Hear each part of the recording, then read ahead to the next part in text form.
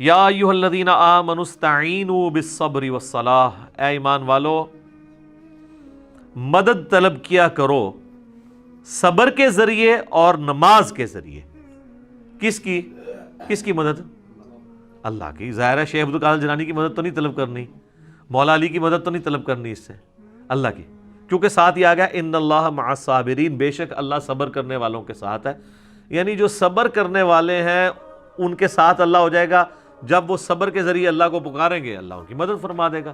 Simple چیز ہے۔ اور آپ کو حیرانگی ہوگی کہ آپ کے اس وقت سب کانٹیننٹ میں کروڑوں لوگ ہیں جو اس آیت کو اور ان فرقوں کے لاکھوں علماء اس آیت کو یوز کرتے ہیں غیر اللہ سے استعانت کے لیے۔ وہ کہتے ہیں، آپ کہتے ہو اللہ کے سوا کسی کو پکار نہیں سکتے، قرآن تو کہہ رہا ہے صبر کو بھی پکارو اور نماز کے ذریعے بھی مدد چاہو، تو صبر اور نماز تو اللہ نہیں ہے۔ تو یہ لوگوں کو پہلے بات نہیں سمجھ آتی تھی، میں نے اس کو سمپل کر دیا ہے۔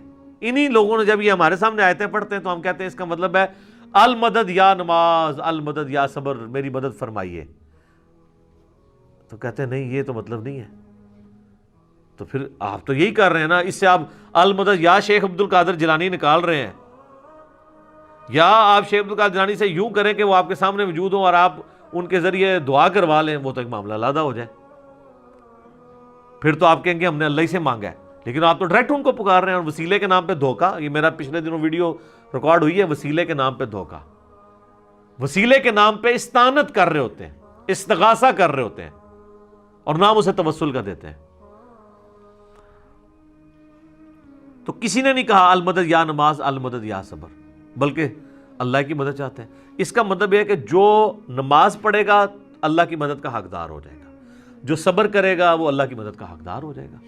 اس سے ایک ایسا وسیلہ پتہ چلا جسے ہم کہتے ہیں نیک اعمال کا وسیلہ، کہ آپ نیک اعمال کو بھی اللہ کے حضور وسیلے کے طور پہ پیش کر سکتے ہیں۔ وہ جو بخاری مسلم میں 3 لوگوں کا ذکر ہے جو غار میں پھنس جاتے ہیں، پہلے ایک اللہ کے حضور وسیلہ پیش کرتا ہے اپنے عمل کا جو اس نے سب سے چھپا کے کیا ہوتا ہے، تھوڑا سا پتھر سرک جاتا ہے، پھر دوسرا، پھر تیسرا، پھر کھل جاتا ہے۔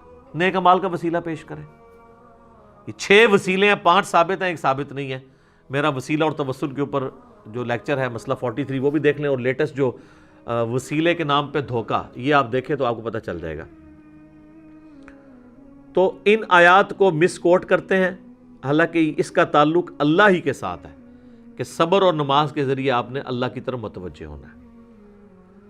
صبر کے اندر پوری زندگی ہے، بلکہ نماز بھی صبر ہی ہے۔ جناب فجر کی نماز گرمیوں میں اٹھ کے پڑھنا صبر نہیں ہے جب نیند ہی نہیں پوری ہوتی؟ سردیوں میں نماز کے لیے وضو کرنا کیا صبر نہیں ہے؟ صبر کی 3 اقسام ہے مینلی۔ ایک صبر ہے اللہ تعالیٰ کی طرف سے آئے ہوئے تکلیفوں پہ صبر کرنا، وہ تو ہم سب کو پتہ ہے، اور وہ صبر ہوگا ابتدائی صدمے پہ۔ اس کی آگے آیات بھی آ جائیں گے، اس کے لیے آپ نے کہنا ہے انا للہ و انا الیہ راجعون، بے شک ہم خود بھی تو اللہ کی طرف سے آئے تھے، ہم نے لوٹ کے اللہ کی طرف جانا ہے۔ یہ تکلیف بھی آئی، الٹیمیٹلی چلی جائے گی۔ اور صحیح مسلم میں آگے ایک اور دعا کا حصہ ہے، اللہم اجرنی فی مصیبتی واخلف لی خیرا منہا۔ تو مسلم شریف کے الفاظ ہیں، جو یہ دعا پڑھ لے گا تو اللہ تعالیٰ اسے بہتر نعم البدل عطا فرمائے گا اس چھوٹ جانے والی چیز کے ایکویلنٹ۔ اس کا مطلب یہی ہے، اللہم اجرنی فی مصیبتی، اے اللہ اس مصیبت میں مجھے اجر عطا فرما، وَأَخْلِفْ لِي خَيْرًا مِّنْهَا، اس سے بہتر میرے لیے خلیفہ مقرر کر دے، بہتر نعم البدل۔ اور مسلم شریف کے الفاظ ہیں، ام سلمہ کہتی ہیں جب میرا خاوند ابو سلمہ فوت ہوا تو میں بڑی دکھی تھی، تو میں نے حضور سے یہ دعا سنی ہوئی تھی، انا للہ و انا الیہ راجعون، اللہم اجرنی فی مصیبتی واخلف لی خیرا منہا۔ یہ یوٹیوب پہ میرا ایک کلپ بھی اپلوڈڈ ہے، غم کی خبر کو خوشی میں بدلنے کی دعا، تو اس میں میں نے اس کو ڈسپلے بھی کروایا نیچے۔ تو کہتی ہیں میں نے یہ دعا پڑھ لی اور میں پھر پریشان تھی کہ ابو سلمہ سے بہتر تو نبی اسلام کے صحابہ میں کوئی اور صحابی نہیں ہے، تو مجھے اللہ تعالیٰ اس کا بہتر نعم البدل کیا دے گا؟ تو کہتے ہیں جیسے ہی میری عدت پوری ہوئی تو نبی الاسلام میرے پاس آئے اور انہوں نے میرے سامنے اس خواہش کا اظہار کیا کہ میں تمہیں اپنے عقد میں لینا چاہتا ہوں۔ تو کہتی ہیں میں نے کہا مجھے واقعی نعم البدل مل گیا، اور ام المومنین بنی ہیں، 64 ہجری میں فوت ہوئی ہیں، واقعہ کربلا کے بھی 3 سال بعد فوت ہوئی ہیں۔ نبی الاسلام کی وفات کے بعد یہ 53 سال زندہ رہی ہیں۔ اتنی لمبی عمر کسی اور امہات المومنین میں سے کسی نے نہیں پائی. سب سے آخر میں حضور کی جو بیوی فوت ہوئی ہیں ام سلمہ ہے. اور اہل بیت کی شان میں اور کربلا سے ریلیٹڈ جتنی احادیث ہیں نا وہ آلموسٹ ام سلمہ نے روایت کی ہوئی ہے. نبی اسلام کی یہ بڑی لاڈلی ترین بیویوں میں سے ام سلمہ سلام اللہ علیہا ورضی اللہ تعالی عنہا. تو انہوں نے یہ دعا پڑھ لی تھی, تو وہ اس کا کچھ حصہ آگے آ بھی جائے گا. اللہ تعالیٰ نیک بندوں کی نشانی بتائے گا کہ وہ جب بھی ان پہ کوئی تکلیف آتی ہے تو وہ یہی کہتے ہیں انا للہ و انا الیہ راجعون. تو پہلا صبر ہے تکلیفوں پہ. دوسرا صبر ہے جو اللہ نے آپ پہ پابندیاں لگا دی ہیں فرائض کی.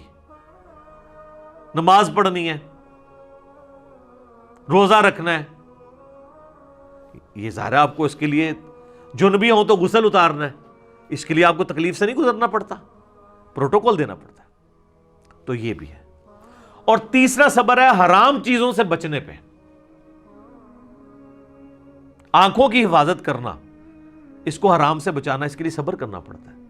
حرام کما کے راتوں رات امیر ہو جانا یہ تو آسان کام ہے, لیکن حلال کما کے روکھی سوکھی کھا کے گزارا کرنا اور اللہ سے ڈرنا کہ میں نے حرام کا لقمہ اپنے پیٹ میں نہیں جانے دینا, اس کے لیے آپ کو صبر کرنا پڑے گا. تو یہ 3 صبر ہے. نمبر 1 اللہ کی طرف سے آئی ہوئی تکالیف پہ صبر. نمبر 2 اللہ نے جو آپ پہ فرائض لگائے ہیں ان فرضوں کو منوان اسی طریقے سے پورا کرنے میں جو تکلیفیں اٹھانی ہیں اس پہ صبر, چاہے وہ گرمیوں کے روزے ہوں اور سردیوں کے وضو ہوں اور گرمیوں کی فجر کی نماز ہو. اور تیسرا اللہ تبارک و تعالیٰ نے جو حرام سے بچنے کے لیے آپ کو ایمفسائز کیا ہے اور اٹریکشن بھی رکھ دی اس حرام کے اندر, تو صبر کرنا پڑے گا نا. اٹریکشن تو ہے ہر حرام چیز میں. مسلم شریف میں حدیث ہے اللہ تعالیٰ نے جنت کو ناگوار چیزوں سے ڈھانپ دیا ہے اور جہنم کو, دوزخ کو خوشگوار چیزوں سے ڈھانپا ہوا ہے. یعنی دنیا میں ہر خوشگوار چیز دوزخ کی طرف لے جاتی ہے اور ہر ناگوار چیز جنت کی طرف لے جاتی ہے. اب وہ ناگوار کی ہرڈلز جو عبور کرے گا نا تو جنت تک پہنچے گا. یہ ہے وہ چیز.